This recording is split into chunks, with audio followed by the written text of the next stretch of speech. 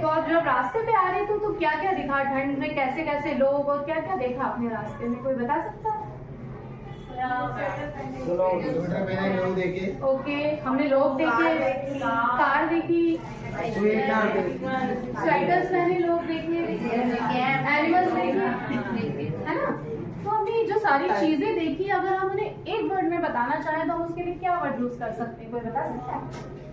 जो चीज हम देख रहे हैं मतलब लुक से बना, लुकिंग, जो चीजें हमें दिख रही है उन्हें हमने कह दिया लुकिंग वर्ड।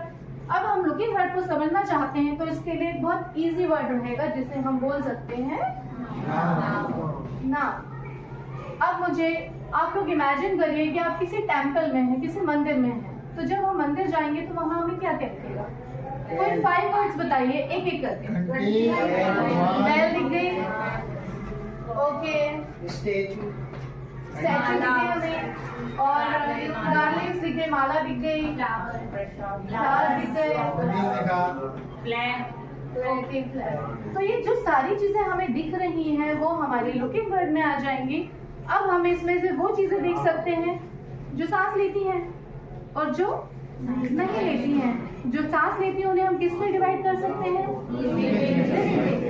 और जो नहीं लेती हैं, अब हम उस मंदिर में बैठे हैं तो हमें लिविंग और नॉन लिविंग थिंग्स अगर देखनी है तो हम क्या इमेजिन करेंगे? सबसे पहले लिविंग थिंग में हम क्या डाल सकते हैं?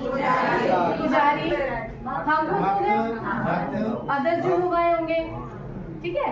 और हम जब सबसे पहले एंट्री करते हैं तो क्या करते हैं? तो वो लिविंग बीइंग हुई या नॉन लिविंग? ओके, और फ्लावर, गार्लैंड, स्टैचू, और वहाँ जो सारी बिल्डिंग है, जो स्टेयर्स है, वो सारी चीजें क्या हो गई? नॉन लिविंग थिंग हो गई। तो अगर हम ये बोलें कि नाउन की अगर हम डेफिनेशन देते हैं तो सिंपल वर्ड में हम कह सकते हैं every looking bird is a noun. Okay.